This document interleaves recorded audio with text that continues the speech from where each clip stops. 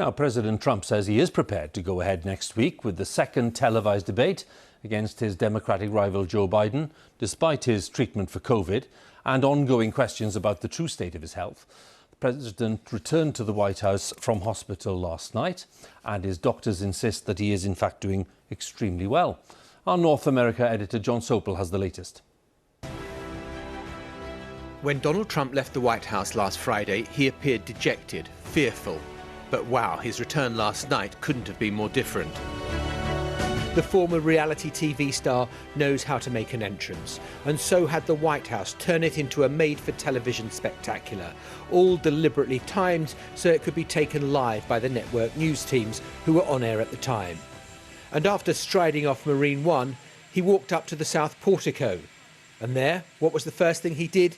He very deliberately removed his mask, even though he's still infectious. COVID, what's there to be frightened of?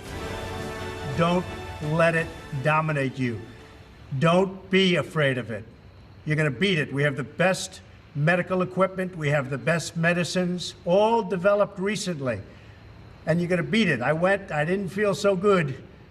And 2 days ago, I could have left 2 days ago. 2 days ago, I felt great, like better than I have in a long time. I said just recently, better than 20 years ago. Although 210,000 Americans have died and over 7 million have been infected, this was Donald Trump presenting himself as the warrior president who'd seen off the hidden enemy. I stood out front. I led.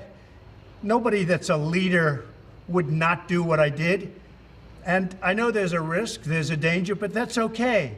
And now I'm better, and maybe I'm immune. I don't know.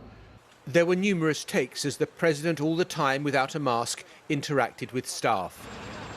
And in swing state Pennsylvania, there are some pretty entrenched views. President Trump has not taken COVID seriously from day one. And if he did take it seriously, as I said, we would not be in this situation if, as a country, we addressed it. I think he tried not to scare the people. That's what it was. That's why he did what he did. I just don't understand how he could contract COVID and then get released and come right out and get right on stage and take his mask right off and start talking to people.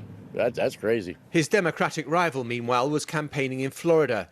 He said he was glad to see the president back, but added this. Thank you all. Anybody who contracts the virus by essentially saying masks don't matter, social distancing doesn't matter, I think is responsible for what happens to them. The latest medical bulletin issued by the president's physician says that he had a restful night, was reporting no symptoms, and his vitals were stable. But yesterday evening, after climbing the stairs, he was clearly gasping for breath. It may be there's a gap between the image he wants to project and a more fragile reality. It's fair to say in the past few days we haven't wanted for surprise developments, but Donald Trump has delivered another this afternoon. He's unilaterally collapsed the talks that were going on between congressional leaders on a new COVID stimulus package that would help the poor, the unemployed, small businesses. He did it to the surprise of Democrats and Republicans. The stock market has fallen sharply.